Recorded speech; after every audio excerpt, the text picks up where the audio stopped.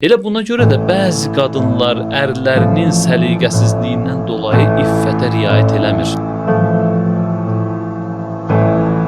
Evlilik bağını möhkəm eləyən əsas amillərdən biri budur ki, xanım və kişi şəxsi davranışlarına fikir versin. Hətta şəxsi səliqələrinə fikir versin. Məsələn, İmam Kazım əleyhissalamın barəsində bir dənə hadisə qeyd olunur Usul-u Kafi kitabında.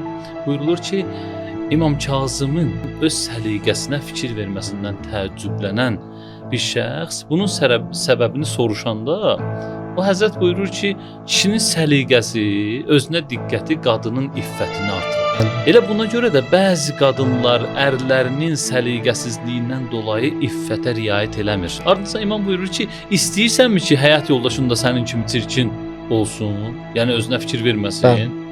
Əlbəttə bunu kim istəyər? Heç kəs. Ardınca buyurur ki, qadın da sevir ki, əri təmiz və səliqəli olsun. Ailə bağlarını möhkəm eləyən amillərdən biri də bu şəxsi səliqəyə riayət eləmək, təmizliyə riayət eləmək. Burada söhbət bahalı geyimlərdən getmir.